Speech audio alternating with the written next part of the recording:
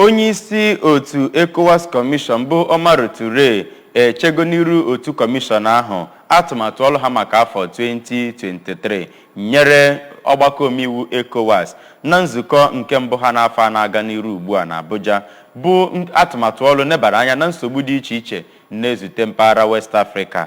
Ngalaba nke 32 nke iwu nkwado kwanitere ike ọgbakọ omeiwu ECOWAS ahụ nyere iwu na onyeisi ECOWAS Commission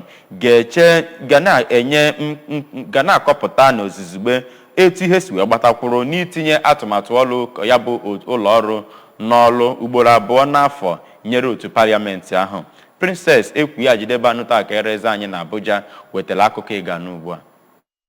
Ka ọ na-enye ripọt nke mbụ n'afọ 2023 ka Touray gụkọrọ ihe ha megoro maka uto ndị obodo nke gụnyere inwe ọganihu akụnụba, iwu akụrụngwa ka e wee hazie mpụ obodo ma wue akwa mmiri dị mkpa ijikọ ndị obodo maka uto na ọganihu. Ọ gụkwara ntinye ego n'ahịa n'ịzụlite ndị mmadụ n'obodo, ịkwalite ndị ọgbata uhie dakwasịrị site na mbumpụta ụwa ma nke aka mere. Onyeisi ahụ kpọlitekwara nchegbu maka ihe karịrị nde 29 ndị mmadụ agụụ na-enye nsogbu n'agbanyeghị ezi nkọpụta nri ma kwue na ọ bụrụ na agbadoghị anya ọnụọgụ a ga-akarị nde 42 na ụmụ ise na-agbata ọnwa Jun na Ọgọst afọ a. Mmegwara site n'aka ndị omeiwu soro ripọt a ndị toro kọcha ma tụnye aro etu ga-esiga n'ihu. Omeiwu Melvin Snow kpọrọ oku ka etinye uchu n'imemina ịkpa anwụrụ ike na mpaghara West Africa na nzaghachi ya nye nsogbu ndị omeiwu ụfọdụ metụrụ aka ka osote onyeisi ECOWAS Commission Oriakụ Damtin